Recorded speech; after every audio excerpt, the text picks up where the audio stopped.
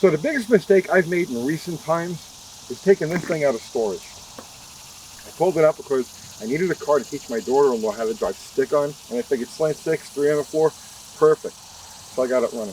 Why was it a mistake? Because I can't stop driving it. This reminds me of years ago.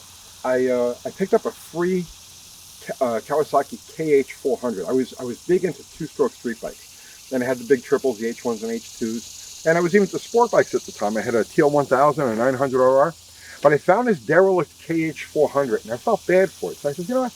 Let me get this thing running. So I did. I brought it home, spent the day on it, got it running, threw a leg over it, and for 3 days and nights, I couldn't get off this bike.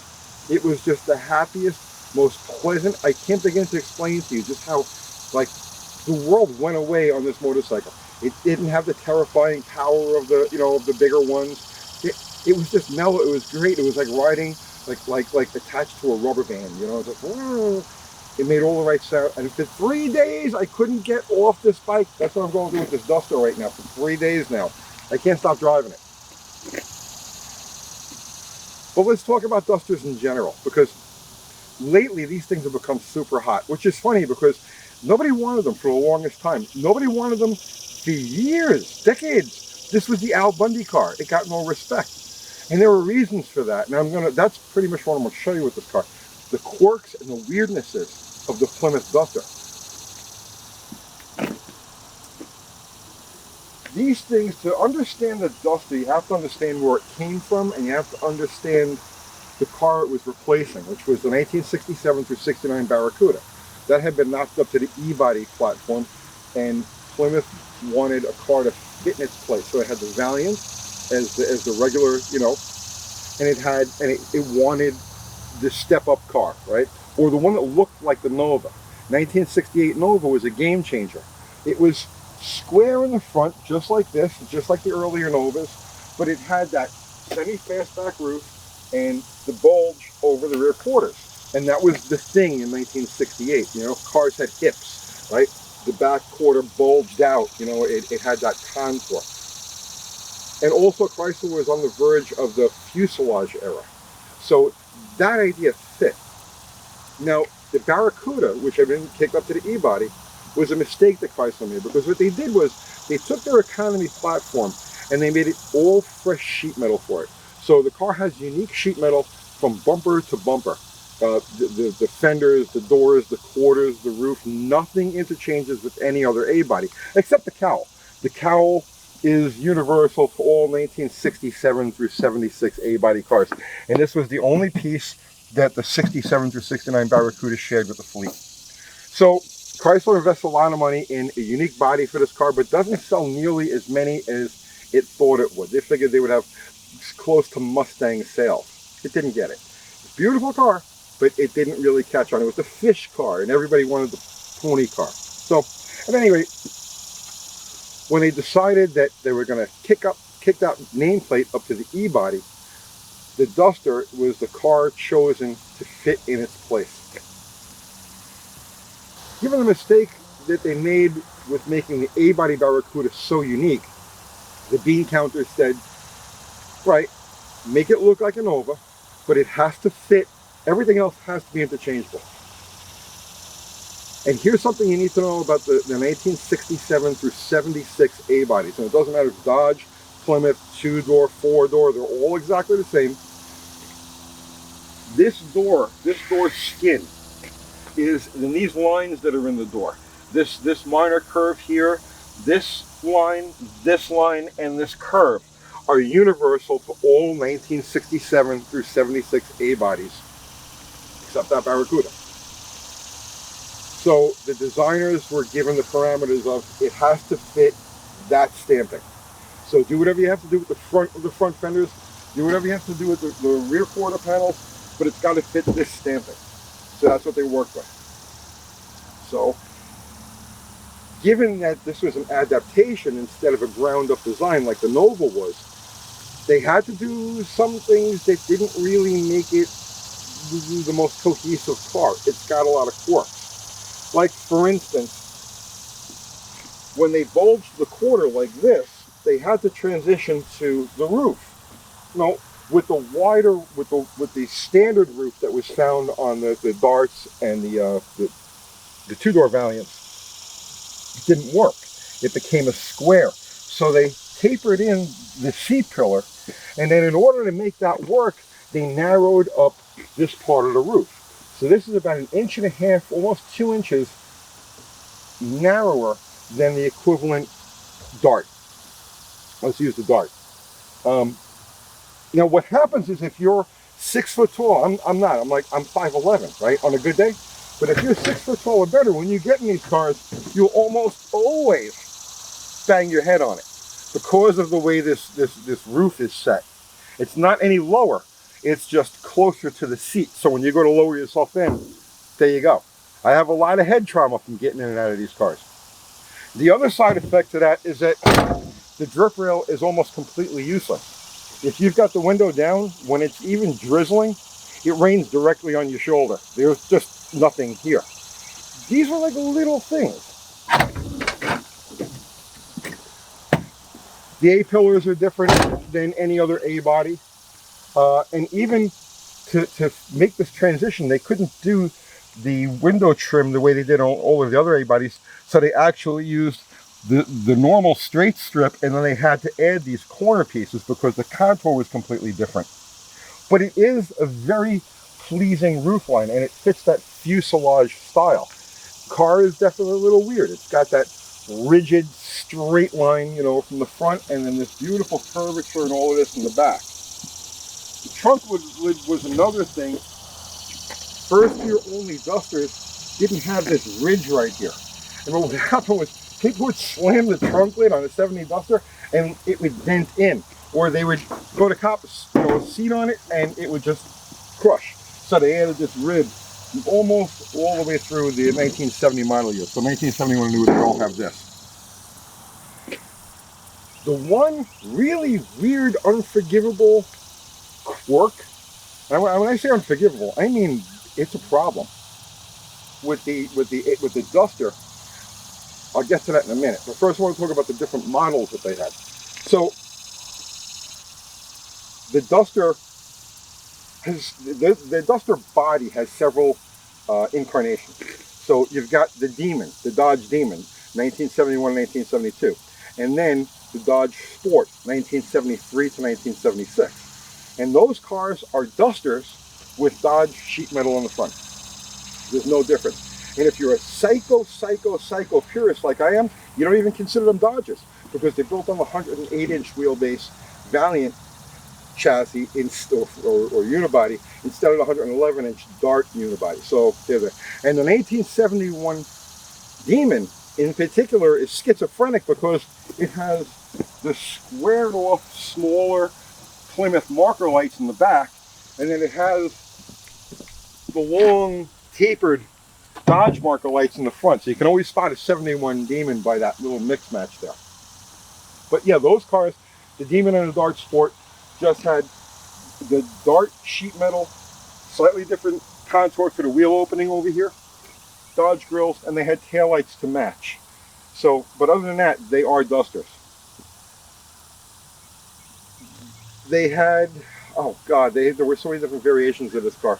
There was the Duster Twister and the Dodge Sizzler. The Duster Twister was actually for insurance company reasons. What they did was, the Twister is just that, it's a twist.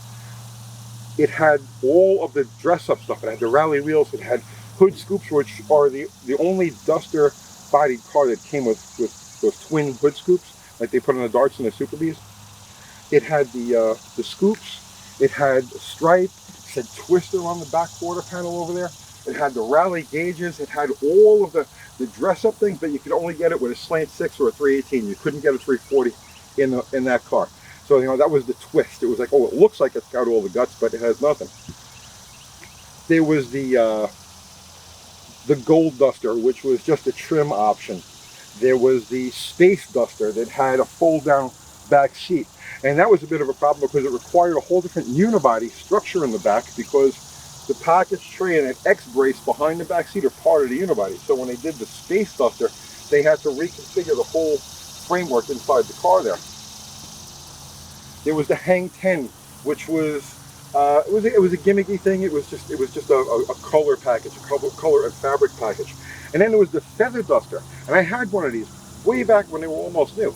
And this thing was a 225 slant six, a 4-speed overdrive, transmission, 7 1/4 rear with 270 gears, and it had aluminum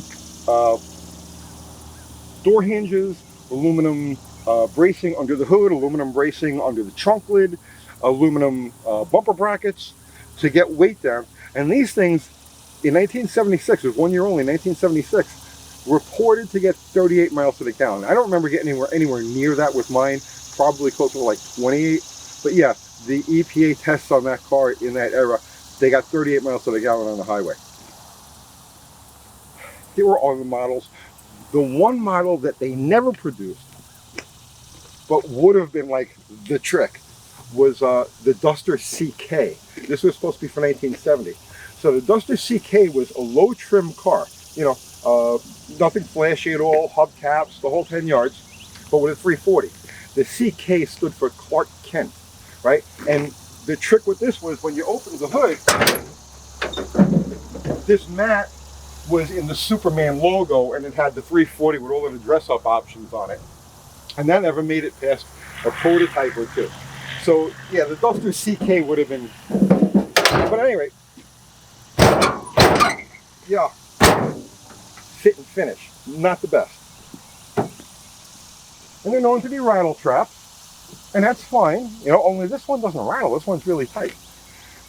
But here's the ultimate quirk on the Duster-bodied cars, and it's the one that always drove me crazy. It drives a lot of people crazy. All right, let's go back to 1960, the original version of this chassis. The unibody was set at this 108-inch wheelbase for the Valiant, and the front track of the front wheels was about 3/4 of an inch wider than the rear track, which is completely normal.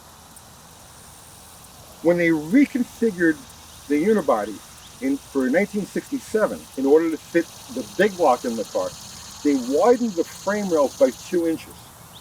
When they widened the frame rails by 2 inches, it moved, because they used the same control arms, it moved the front wheels outboard 2 inches from the rear wheels. And they never changed the rear axle width. The rear axle width stayed the same. So on a dark-bodied car, it's not that big of a deal. It's kind of noticeable, but it's not that big of a deal. But when they restyled this thing, and they bulged out the fenders, the quarter panels, all of a sudden, that 2-inch difference in track becomes huge, because this is about 2.5 inches further out than the regular Dart. So when you look at these cars from behind, you got the little narrow rear end like this. Chrysler cheaped out on it. They could have used the 1970 Dodge, or the Dodge or Plymouth, the B-body rear end, and it would have fit right in, and it would have put the wheel perfectly in the center of the wheelhouse. But for some reason they didn't. They stuck with that same 1960 Valiant with rear axle. And now it doesn't matter whether it's a 7 1/4 or 8 3/4, they were all the same width. That was pretty bad. But in 1973, when they added the B-body style disc brakes to the front, it pushed the front wheels out another inch on each side, which gave it another 2 inches. What's bad enough is that this car here, see, this is a drum brake car, but even on the drum brake cars, they reconfigured the drums so that it puts the wheel out that extra inch, just the same way as the disc brake cars. I guess they did that just to make it for uniform wheel alignments. But now when you come right here, come to the back of this car, and look at it from here, come down low, look at the mix match of tracks. This one isn't too bad because it's got fatter tires on it, but when you see these things and they've got the stock size rubber, the mix match is ridiculous. That's one of the quirks with these cars. The less obvious quirk is what they had to do with the doors. Now remember, Chrysler said you have to use this door skin because this is the universal A-body door skin, so you've got to make it work with that. Well, they narrowed the roof. This door was originally designed for a glass that came up like this. So when they narrowed the roof, they had to make the glass fit this. What a nightmare. I've never been to a Turkish prison, but I've changed door glass in Plymouth Dusters, and I know it can't be much worse. 70 through 72 uses one configuration, which is a nightmare. 1973 is 1 year only with a lot of very unique parts in it. If you've got a problem with door glass in a 1973 Duster, good luck, brother man.